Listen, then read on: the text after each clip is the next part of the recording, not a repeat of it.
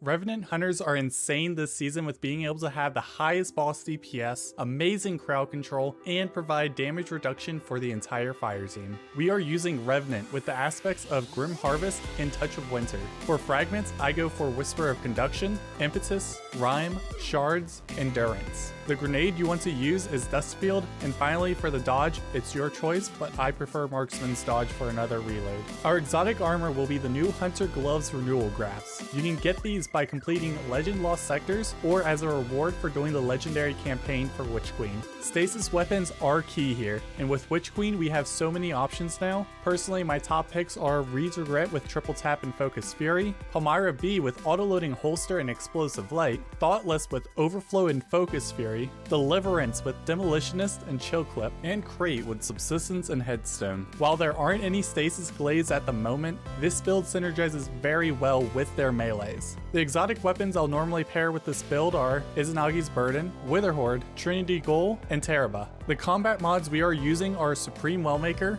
Elemental Shards, Font of Might, Elemental Charge, and Firepower. For DPS phases where you're either solo or can't stand in a Well of Radiance, you can swap Firepower for High Energy Fire. If you do not have these mods, you will have to check Ada 1 until she sells them, unfortunately. You can fill in other mods such as Scavengers, Resist, Binders, Siphons, etc. with whatever you would like. For stat priority, you want Recovery and Discipline at 100, followed by Strength and Mobility as high as you can get it. Supreme Wellmaker will grant us 3 Stasis Wells around our Guardian when we cast our super, and when you pick them up you activate Font of Might, granting a 25% damage boost to your Stasis weapons for 10 seconds. This stacks with other empowering buffs such as Well of Radiance and High Energy Fire, and you can also try picking up the wells one by one as Font of Might expires to extend Font of Might for a total of 30 seconds. This right here is our key to DPS.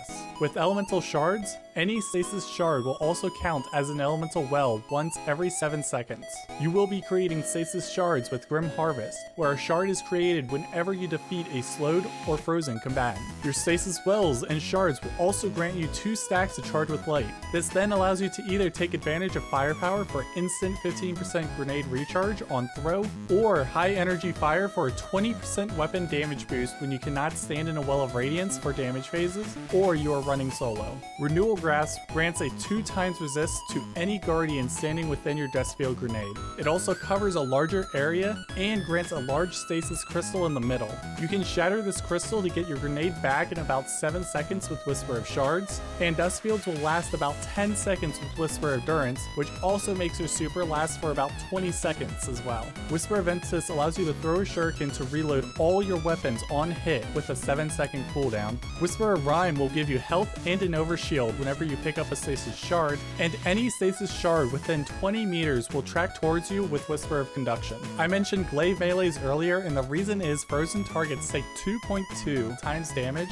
from melees including the glaives. However, this synergy drops off with other Guardians in your fire team as they can shatter bosses before you get that bonus melee damage. For a DPS comparison to other classes, you can check out my video comparing different subclasses using the Izanagi Rocket's DPS meta. Revenant Hunters were on top due to being able to have Fonts of Might for an entire damage phase, and even without Fonts of Might, they were just below Thunder Crash. However, you will always have at least 10 seconds of Fonts of Might due to being able to get it on your super cast. I use this build all the time right now in PvE. It is great both for teams and solo, and I even recently had the easiest solo flawless Shattered Throne of my life using this build. I hope you guys enjoyed the build guide, and please leave any feedback in the comments below, as well as subscribe for more Destiny content. Until next time, stay legendary.